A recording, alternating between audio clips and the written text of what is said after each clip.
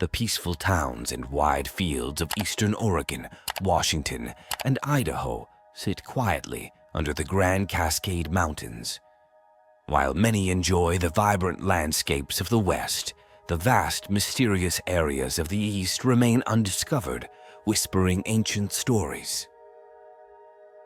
Long ago, huge floods changed this land, creating deep valleys and rich soil, paving the way for centuries of native cultures and brave settlers. This place of differences has been a battleground for nature and people where dreams and reality meet. Come with us as we explore the untold tales of the quiet, mysterious East, discovering the heart of the Pacific Northwest's forgotten lands. Join us as we delve into the untold stories of the silent, mystifying East, exploring the heart of the Pacific Northwest's forgotten realms, the abandoned mountain shadows. In the Northwest, the Pacific Northwest is a big area in the United States that includes 3 states, Oregon, Washington, and Idaho. This place is home to around 14 million people. But what's interesting is that most of these people, about 10 million, live in a small part of it, on the western side of a big line of mountains called the Cascades. This makes a lot of the Pacific Northwest very sparsely populated, meaning there aren't many people living there. We will explore why not many people live in these areas that have fewer people and what makes these less crowded parts unique and different. The west side of the Cascades is known for its rain and lush green landscapes, making it a very pretty and popular place to live and visit. However, if you travel over the mountains to the east side, the scenery and environment change dramatically. It's like stepping into another world that's much drier and less populated. This stark contrast between the 2 sides of the Cascades is a key part of what we're going to talk about. But there's something else interesting we're discussing today. Time zones. Time zones are like invisible lines on the globe that decide what time it is in different places. They might seem odd or confusing, but there's a lot of history and science behind them. Let's dive deeper into the captivating history of the Pacific Northwest, an area with an incredibly rich and varied past, particularly when we talk about the forces of nature. A standout chapter in this vast history involves the Missoula floods, events so colossal in scale that they're hard to imagine with our modern experiences. These weren't just typical floods.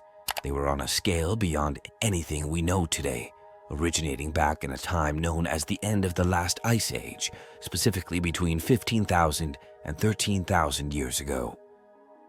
To put it into perspective, let's visualize a scenario. There's a gigantic ice wall, like nature's own version of a dam, holding back an immense body of water, something akin to a lake, but larger than any lake you've ever seen. Now, think about what would happen if this massive ice wall were to suddenly break. It wouldn't just leak out like water from a cracked glass. It would burst forth with an unimaginable force, releasing torrents of water at speeds and volumes that dwarf even the mightiest rivers we know today. This event, this breaking of the ice dam, is what led to the Missoula floods. But what makes these floods truly spectacular is not just the sheer volume of water they released, it's the indelible mark they left on the landscape. As this enormous wall of water charged across the land, it did more than just flood valleys and plains. It sculpted the earth. This wasn't a gentle process. It was nature in its most raw and powerful form. The floods carved out new paths, creating landscapes that seem as if they were drawn with giant strokes from the hand of nature itself.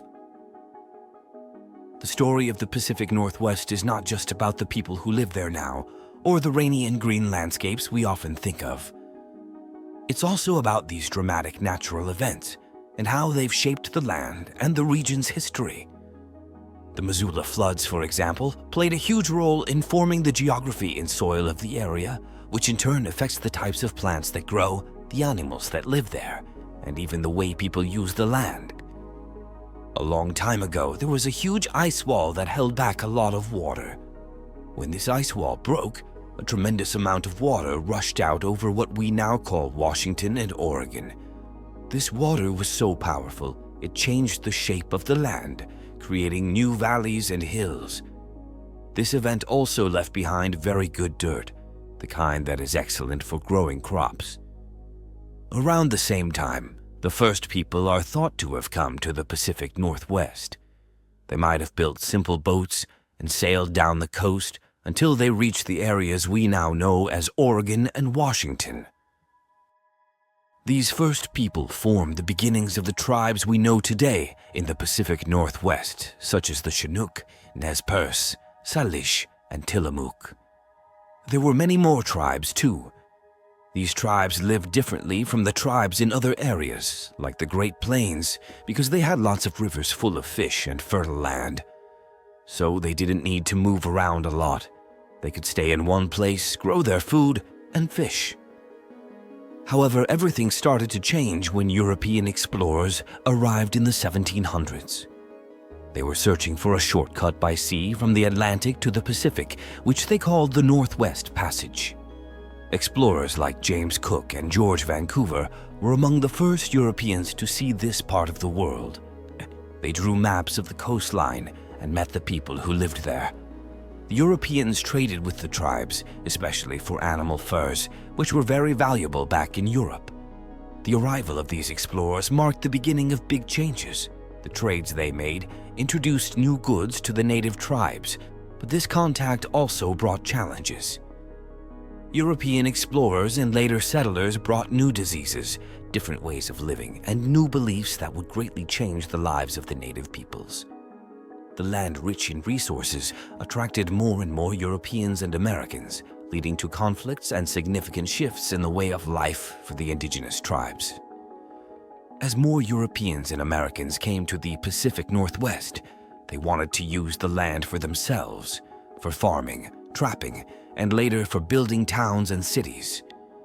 This time was a period of significant transformation for the region. The fertile lands that had supported the indigenous tribes for thousands of years were now attracting farmers and settlers from other places. This led to a clash of cultures and ways of life, as the new arrivals did not understand the deep connection between the land and the indigenous people. Travel back in time with us to explore the battles and dreams that forged the heart and soul of the Pacific Northwest, leading up to a significant struggle over who owns the land. Early footprints in the Northwest back in the early 1800s. The area now known as the Pacific Northwest sparked a lot of interest. This vast, mysterious land was full of promise and unknowns.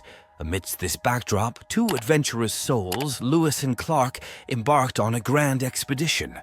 From 1804 to 1806, under the directive of President Thomas Jefferson, they trekked across uncharted territories. Their mission was not just about adventure, it was a pivotal move by the United States to lay claim to these new lands. Through their travels, Lewis and Clark mapped out routes that would later pave the way for settlers and traders. At this time, the region was not just a wilderness, but a bustling hub for trade, primarily in furs. Two major players dominated the scene, the Hudson's Bay Company and the Northwest Company. These weren't just small trading posts, they were massive, influential corporations dealing in lucrative fur trades with the local Native American tribes and other traders. Among the many trading posts, Fort Vancouver stood out. It was like the big marketplace of its day, a central hub where people from different backgrounds converged to exchange a plethora of goods. However, the peaceful trading days were shadowed by a looming question: who did this rich, vast land belong to? The British Empire, which controlled what we now call Canada, and the young United States were both vying for control. The Pacific Northwest was a jewel they both desired. As more and more American settlers began to pour into the region, trekking along the Oregon Trail starting in the 1830s, the pressure mounted. This influx of new residents wasn't just a trickle. It was a steady stream of families, farmers, and fortune seekers all moving westward in search of new beginnings. This migration wasn't without its tensions. The British and Americans found themselves at a crossroads, with each laying claim to the same land. The situation was rife with disputes and disagreements stretching on for years, until a significant moment in history, the signing of the Oregon Treaty in 1846. This wasn't just any agreement. It was a landmark decision where both powers finally came to a compromise. They drew an imaginary line, the 49th parallel, across the map. This line was more than just a mark on parchment. It signified the future borders of new states, defining what would become Oregon, Washington, and Idaho as parts of the United States.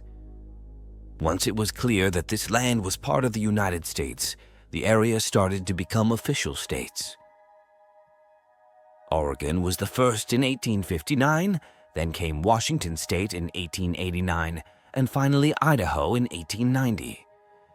These new states grew quickly because of the wood from the forests, farms growing food, and the discovery of gold and other valuable things in the ground. These discoveries made even more people come to the area. They also started to build things like railroads. Railroads were very important because they made it easier to move things and people from place to place. Before the railroads, it was very hard and took a long time to travel or send goods. But with railroads, everything became faster and easier. This helped the towns and cities in the Pacific Northwest to grow and become more connected to other parts of the country. The Pacific Northwest changed a lot because of all these things. At first, it was a land full of trees, rivers, and mountains, with only a few people living there. But by the end of the 1800s, it had become an important part of the United States with its own states, towns, and industries. People came from all over looking for a new start, land to farm, forests to cut down, and minerals to mine.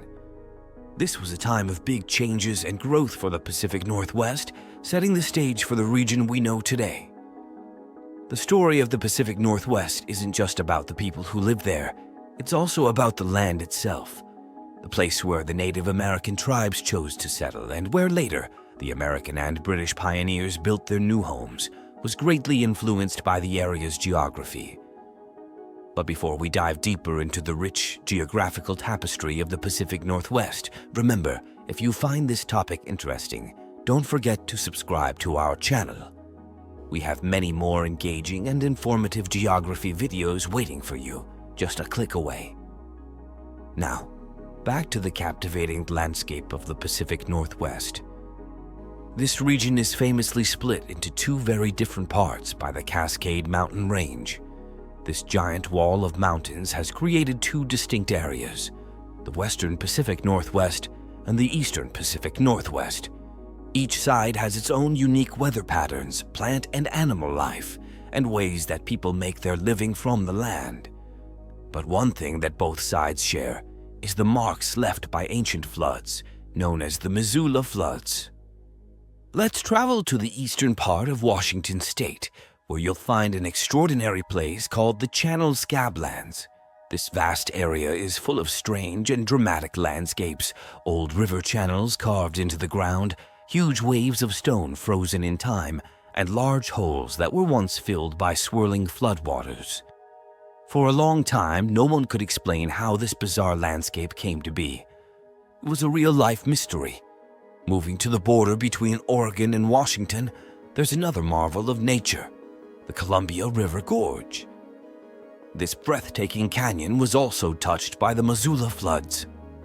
The floodwaters cut through the land, creating deep cliffs and beautiful waterfalls. This gorge is not just a natural wonder, but also a historical passage that guided explorers, settlers, and traders through the mountains. Join us as we traverse the rugged mountains and expansive dry lands that divide the Pacific Northwest and discover how this separation affects the climate and culture. How two legends divide a land. There's a big historical event that ties the whole area together like a family. This event is known as the Missoula floods. It's a bit like sharing a common history or a big family story that everyone in the region can relate to. But just like in any large family, there are differences, especially when we look at the two sides of the Cascade Mountains. It's like having siblings who are very different from each other. Let's start with the western side, which is closer to the sea. Imagine you're by the ocean. The air is moist and the weather feels like it's almost hugging you with its cool, wet winters and summers that are cooler and not as wet. This wet weather is perfect for growing really big forests. Imagine walking through a giant garden of towering trees such as Douglas firs, western hemlocks, and red cedars. These trees are so tall and thick that they create what we call temperate rainforests. These forests are special because they're not too hot or too cold and are really important to the west side. They're like the big cozy blankets of the region, providing homes for lots of animals and plants. Now, the reason the west side is so lush and green is mostly because of the winds coming from the Pacific Ocean. These winds are like a constant stream of water in the air, bringing lots of rain to the area. This makes the ground really good for plants, which grow into dense, thick forests. The beaches along Oregon and Washington are also unique, with their rugged looks, cliffs that watch over the sea, and long sandy stretches. These beaches, with the waves and tides, are constantly changed and sculpted by the Pacific Ocean's power, like artists shaping a big natural sculpture. On the flip side, when we venture over to the eastern part, past the towering Cascades, things change a lot. This area doesn't get as much of the ocean's rainy gifts because of what's known as a rain shadow. This is like a big invisible barrier that stops the rain clouds in their tracks, making the east side much drier. Instead of lush green forests, here we find wide open spaces, dry grass, and sagebrush, which is a type of plant that loves dry areas. It's like moving from a dense green forest to a wide open desert. This eastern landscape, especially as we move further in, transforms even more. The Columbia Plateau, an enormous area that spreads over parts of eastern Washington, Oregon, and even reaches into Idaho, is a showcase for this drier environment. Picture vast fields of wheat that wave in the wind, deep river canyons carved into the land over millennia, and large flat areas of rock formed from ancient lava flows. This is a land of extremes, where water is much scarcer, making life a bit tougher, but also showcasing different kinds of beauty. Not to be overlooked, a significant part of southeast Oregon is also part of something bigger called the Great Basin. This is a huge area of desert that stretches all the way into much of Nevada. It's a land of extremes where the air is dry and the landscapes are vast and open. In these places, water is a precious resource, and the environment shapes the life that exists there in unique ways. The Cascade mountain range is like a huge wall that splits the area into two very different parts. It's not just a simple wall. It's a line of very tall mountains with giants like Mount Rainier and Mount Hood reaching up into the sky. These mountains are not just big rocks, they're alive in a way, as they're part of the Pacific Ring of Fire, which means they're volcanic. Over time, their eruptions have changed the way the land looks around them. The snow and ice that cover their tops melt and flow down to form rivers, which bring life to the land below by giving water to plants, animals, and people. As we move away from the Cascade Range and go into eastern Washington and Oregon, the landscape starts to change. It becomes more like the wild, untouched parts of Idaho. Idaho is famous for its own big, rugged mountains that are part of the Rocky Mountains. It's a place full of wild, open spaces where few people live. The state has some really large lakes and the Snake River, which is super important for farming there. This river helps grow a lot of the food that comes from Idaho. The Cascades create a clear split in the Pacific Northwest, making the area on one side very different from the area on the other side. Each side has its own set of features and challenges that come with them. For example, one side has dense forests and lots of rain, while the other side has wide open spaces and less water. This big difference made by the Cascades is not just about the land.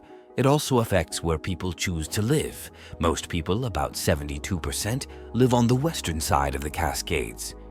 This area has big cities and lots of jobs, and the weather is generally milder. On the other hand, only about 28% of the people live on the eastern side. This side is much quieter, with fewer cities and more space. This is how the Cascade Mountains don't just split the land. They split the people too. making the west side much more crowded than the east side. The mountains do more than just stand there. They influence the weather, what plants can grow, what animals live there, and even where people decide to build their homes. They create different environments on each side, from wet and forested areas to dry and open spaces.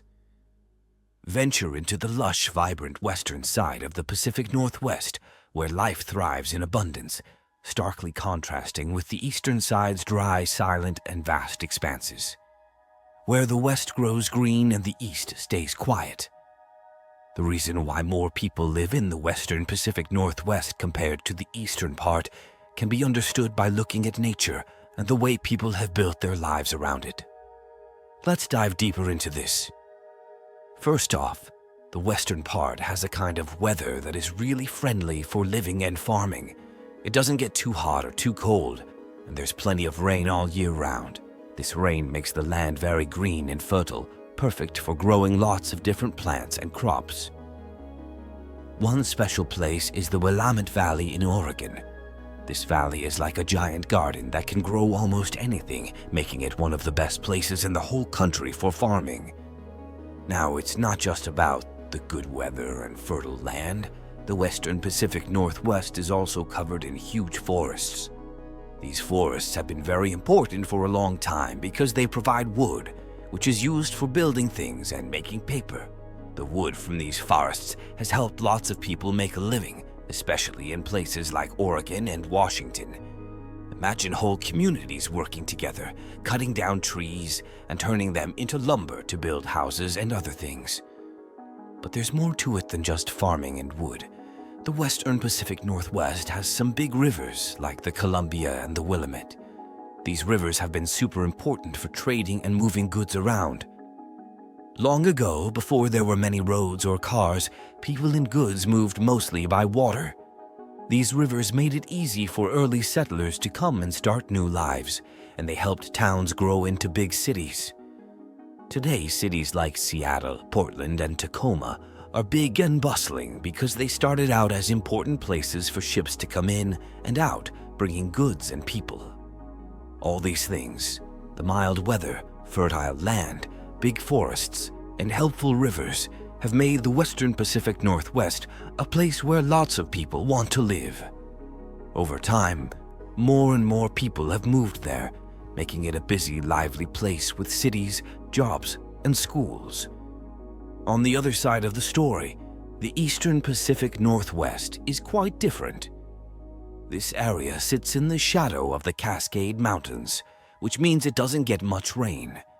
The land is drier, the soil isn't as good for growing crops, and the weather can be more extreme, really hot in the summer and cold in the winter. This doesn't mean it's a bad place, it's just not as easy for a lot of people to live and farm there like they can in the West. There are some places where people have managed to bring in water to farm. This is called irrigation, but it's not as widespread as in the West. Because of these differences, fewer people have settled in the eastern Pacific Northwest. The land is more spread out, and there aren't as many big cities. The people who live there often have a different kind of life, more connected to the land and the outdoors. They might farm on a smaller scale, take care of animals, or work in industries that don't need as much water. In the eastern Pacific Northwest, the land is made up of big flat areas called plateaus, tall mountains, and dry areas known as semi-arid basins. This mix of landscapes makes it hard for cities to grow big and spread out. Also, traveling from place to place can be tough because the land is so varied and not always easy to move through. In this part of the world, the way people make a living often involves using a lot of land. They might dig into the earth to find minerals, that's mining, cut down trees, logging, or grow crops and raise animals, agriculture. These jobs don't need lots of people living close together. In fact, they usually need lots of space. So, unlike big cities where people live close to each other, here people tend to live more spread out, with lots of land around them. Now, in today's world, the big open spaces and the natural parks in the eastern Pacific Northwest draw tourists looking for adventure and natural beauty. While this brings in visitors, It also means a lot of the land stays wild and not built on, with few people living there. The beauty and quiet of the outdoors are big reasons people visit, but not as many choose to stay and live there. Culture and society also play a big part in where people decide to settle. Over in the western part of the region, especially around big cities like Portland and Seattle, there's been a lot of new people moving in. They come for different reasons, maybe for a new job, for school, or because they like the lifestyle there. This area has a lot going on.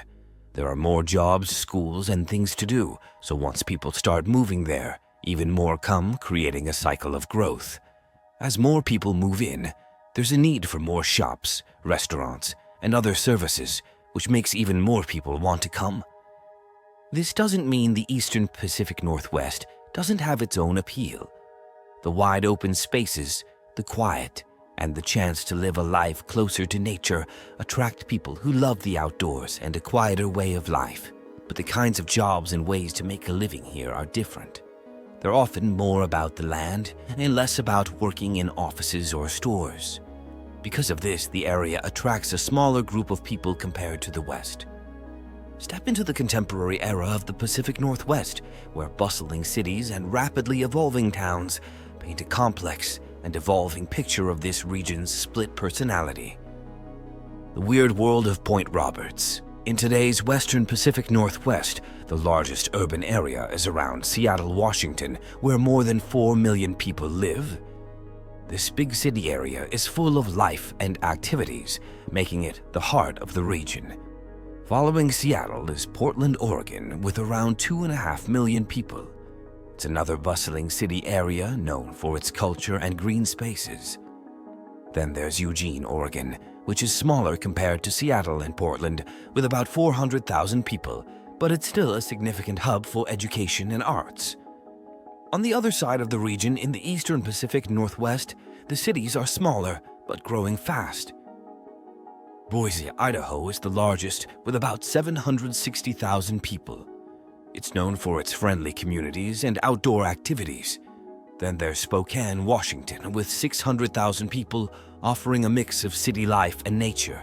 And Bend, Oregon, though it's much smaller with 100,000 people, is a rapidly growing city beloved for its outdoor sports and scenic beauty. It's interesting to note that Boise, Spokane, and Bend are not just small cities. They're among the fastest growing places in the whole country. This means more and more people are choosing to move there, attracted by the promise of a quieter life close to nature, yet still within a community. Now let's talk about a unique place called Point Roberts. It's a small part of the United States that's connected to Canada's mainland rather than the US. This odd situation didn't happen recently. It's the result of old map-making mistakes and agreements from long ago. Point Roberts exists because of an error during the making of a map back in the 19th century. The story begins with the Oregon Treaty of 1846, which was made to stop the arguing over land between the British Empire, which was in charge of what we now call Canada, and the United States. They wanted to draw a line to clearly show which land belonged to whom in the Pacific Northwest. They decided the border should follow the 49th parallel, an imaginary line across the earth, from the Rocky Mountains to the sea between Vancouver Island and the mainland. But there was a big problem. The people making the map and deciding on the border didn't understand the land's real shape. They didn't know that drawing the line along the 49th parallel would cut off a tiny piece of land, making Point Roberts an isolated bit of the United States hanging onto Canada's mainland. They thought that they were drawing a simple straight line, but because they didn't know the land well, they created a geographical puzzle. This mistake from the past makes Point Roberts a strange but interesting example of how history and geography can come together to create unexpected situations. It's a place where two countries touch, shaped by old decisions and the land itself. Point Roberts stands as a reminder of the times when maps were drawn with less knowledge and more guesswork, leading to the curious borders we see today. Long after the Oregon Treaty was signed, surveyors went out to map the land with more detail. It was then that they realized what had happened. A small piece of land, Point Roberts, was cut off from the rest of the United States because of the way the border was drawn. This wasn't planned. It was a surprise. Even though it was a bit strange, Point Roberts ended up being part of the United States. This unusual situation has continued all these years. The place is pretty small, only about 5 square miles, and if you're in the US and want to get there without taking a boat, you have to drive through Canada. People living in Point Roberts have gotten used to this unusual setup. They cross back and forth over the border for many daily tasks, like going to school, buying groceries, or seeing friends. The border crossing is there, but it's not like a big wall. It's more like a checkpoint where officers from both the US and Canada check who's coming and going. This setup worked okay, but when the world faced the COVID-19 pandemic, things got tough. Canada closed its borders to stop the spread of the virus, and this made life very difficult for the people of Point Roberts because they were used to going into Canada for so many things. Have we unlocked all the secrets of Eastern Oregon, Washington, and Idaho, or do layers of mystery still shroud these silent expanses? Share your thoughts with us, and don't forget to like and subscribe for more.